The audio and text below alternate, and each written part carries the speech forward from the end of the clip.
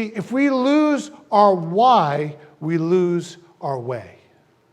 You have to know that response. We say that around here in leadership that why do we exist? What's the purpose? What's the call of the church? You want to answer those questions, and we want to know that personally in our life. But if I don't know the why, I'm going to lose my way, right? I'm not going to know the direction I'm supposed to be fulfilling in my life.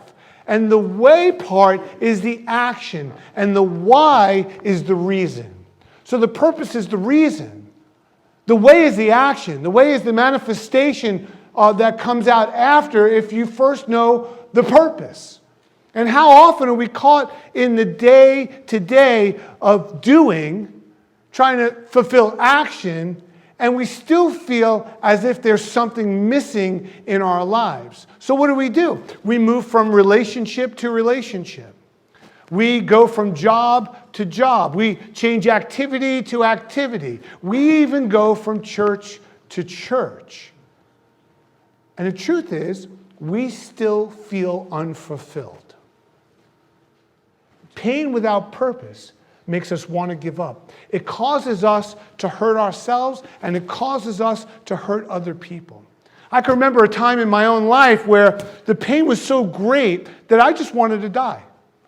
I just hit a place in my life. Maybe you can relate to that. Maybe there was this moment in your life, and I know for me, it was just a dark place in my life. And what was happening at the time? I felt hopeless. I felt directionless. I felt lost. I was isolated. I was desperate. And ultimately, where I was is I was ashamed of what my life had become. It was just empty, void.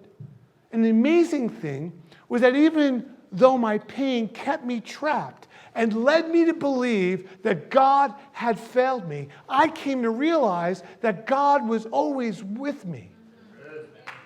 The problem was, I wasn't with God. I had no purpose. Listen to me. Don't let your pain be without purpose. In fact, it was the pain I had in my life that had no purpose, that led me to a relationship with God. And in return, he removed my pain, and then he used it for his purposes. Moses is pleading back to the Israelites, and there's this reminder coming forward to them that they have to hear. So he says, now listen, today I'm giving you a choice between life and death, between prosperity and disaster. For I command you this day to love the Lord your God, to keep his commands and decrees and regulations. How?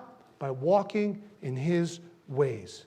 If you do this, you will live and multiply, and the Lord your God will bless you and the land you're about to enter and occupy. Your purpose comes from God. It doesn't come from anywhere else. Your purpose comes from God. And there's three things to understanding God's purpose. We need to know our identity, authority, and responsibility. So God has a purpose in your identity, a purpose in authority, and a purpose in responsibility. Identity is we are created in the image of God. And our identity comes from that first and foremost, that we have to understand that. That's why we choose life, that we choose love, that we know where our identity comes from. The second is our purpose and authority, that we're actually given dominion over the earth. It goes on in verse 28 of Genesis chapter 1. It says, then God blessed them. So he says, look, I've created you in my image, that I created them both male and female. Then he speaks a blessing on them, God's blessing. And he says this, be fruitful and multiply. Fill the earth and govern it. Reign over the fish in the sea and the birds in the sky and all the animals that scurry along the ground. That we're given charge. We're given an authority. And he gives it to us, and he says, first, I want you to be multi-generational, meaning that your faith doesn't end with you. Third purpose is responsibility. We're to be faithful to God in all we do.